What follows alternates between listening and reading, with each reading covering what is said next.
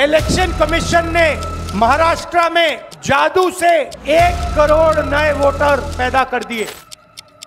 जहां भी ये नए वोटर आए वहां पर बीजेपी का गठबंधन जीता।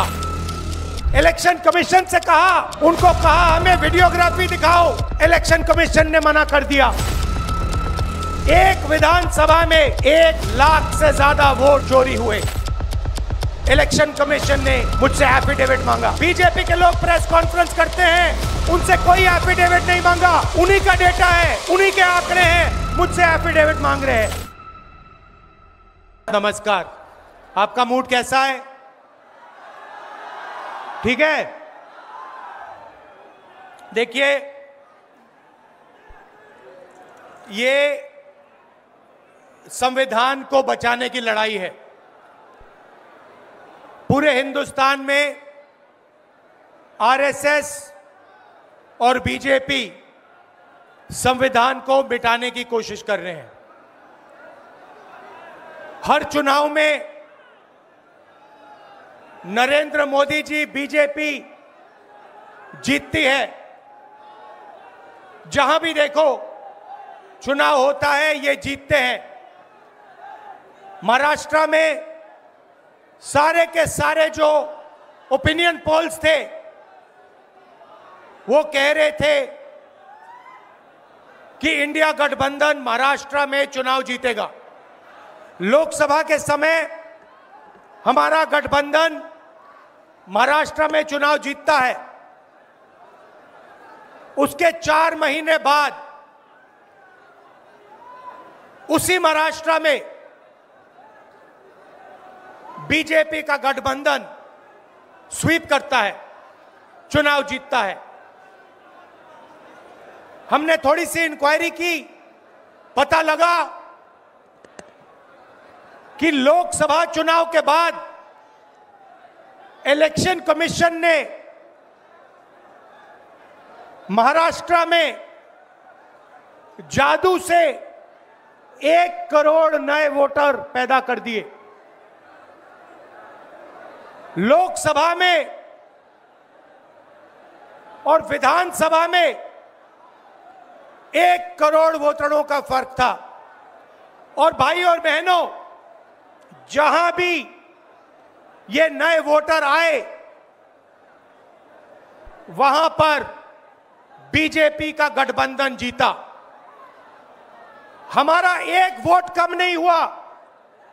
हमारे गठबंधन को जितने वोट लोकसभा में मिले उतने ही वोट हमें विधानसभा में मिले।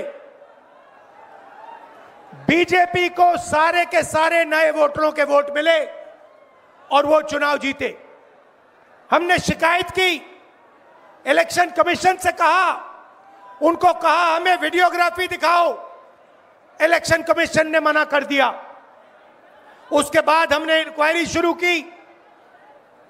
कर्नाटक में 1 लोकसभा 1 विधानसभा में हमने इंक्वायरी शुरू की। सारे के सारे रिकॉर्ड निकाले और एक रिकॉर्ड को दूसरे रिकॉर्ड से कंपेयर किया। भाई और बहनों, पता लगा कि एक विधानसभा में 1 लाख से ज्यादा वोट चोरी हुए। और इन वोटों के कारण लोकसभा की सीट कर्नाटक में बीजेपी जीती। हमने ये प्रेस कॉन्फ्रेंस में कहा, इलेक्शन कमीशन ने मुझसे एफिडेविट मांगा और किसी से एफिडेविट नहीं मांगा। कुछ दिन पहले बीजेपी के लोग प्रेस कॉन्फ्रेंस करते हैं, उनसे कोई एफिडेविट नहीं मांगा, मुझसे एफिडेविट मांगा। कहते हैं कि आप एफिडेविट दो कि आपने जो हमें कहा, आपने जो डेटा रखा है वो सही है। उन्हीं का डेटा है, उन्हीं के आंकड़े हैं, मुझसे एफिडेविट मांग रहे हैं। हमने उनसे सीसीटीवी जो वीडियोग्राफी है वो मांगी, मना कर दी। भाइयों और बहनों, मैं आपको इस स्टेज से कह रहा हूं कि पूरे हिंदुस्तान में विधानसभा के चुनाव, लोकसभा के चुनाव चोरी किए जा रहे हैं और इनकी आखिरी साजिश ये है कि बिहार में एसआईआर करके नए वोटरों को जोड़कर, वोटरों को काटकर ये बिहार का चुनाव चोरी करें। और मैं और हम सब स्टेट से आपको कहने आए हैं कि हम इन्हें ये चुनाव चोरी नहीं करने देंगे। और बिहार की जनता चोरी नहीं करने देगी। क्यों? क्योंकि गरीबों के पास, कमजोर लोगों के पास सिर्फ वोट है और हम वोट चोरी नहीं करने देंगे। और जो इलेक्शन कमीशन कर रहा है पूरे देश को मालूम है।